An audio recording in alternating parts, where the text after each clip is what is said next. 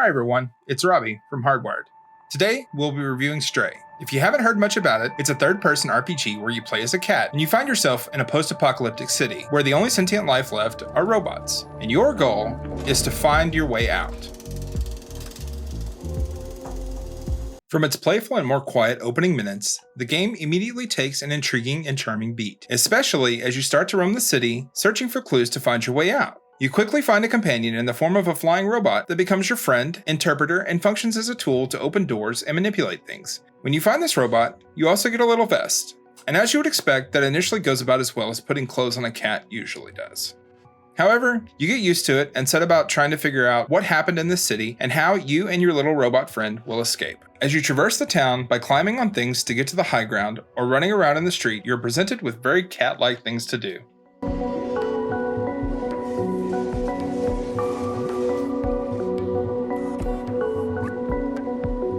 Stray's cat-based premise makes the prompts that show up almost impossible not to hit. When a cat, do as cats do. Nuzzle up that robot. Get rid of unnecessary items on ledges. Meow uncontrollably. Sharpen those claws on the many convenient rugs and wood walls scattered throughout the dilapidated city. Most importantly of all, catch a nap in a cozy spot.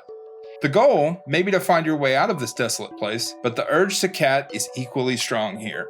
The world you find yourself in is really interesting. You feel like mankind has just left at some points. There's open refrigerators and bottles open or food left. I found myself trying to figure out just how long mankind had been gone and constantly wondering what happened.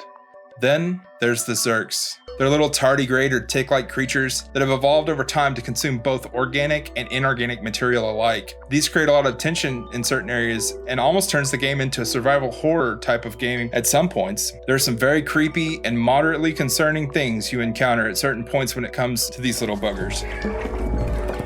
The minimalist story elements told through voiceless characters speaking in speech bubbles makes for a truly compelling narrative, and I found myself so engrossed in it that I couldn't put my controller down.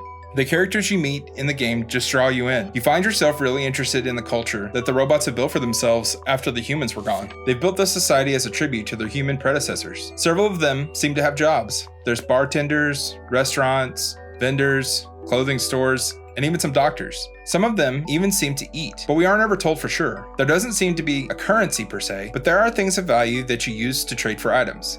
That means you get to scour the town looking for items to find to exchange for other items or services from different robots. Yep, that means lots of fetch quests. But those mean more storytelling, so it didn't get annoying for me as I gathered random items.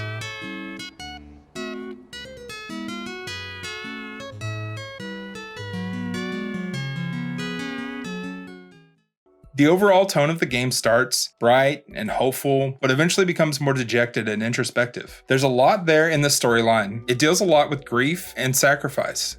It gets really heavy at times, and not gonna lie, I did shed a few tears playing this cat RPG.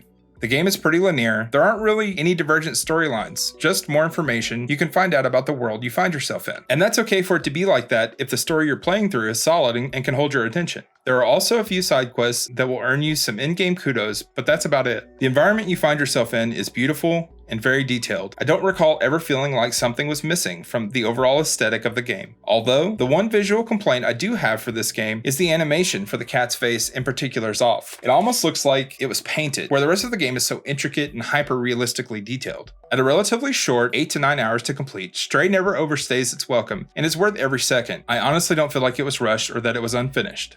I was relatively happy with the way that it ended. It did seem like there was room for a second game should the developers choose to make one. I know I'd play it for sure. This game was an easy choice for me to play. For one, I got it for free, and two, I saw the trailer and I was like, yeah, I'm gonna play that one for sure. I gave it 8 out of 10, pushing 9. You can get it for free on whatever PlayStation Plus tier it is that it's on, or it's like $40 on the PlayStation Store or $30 on Steam.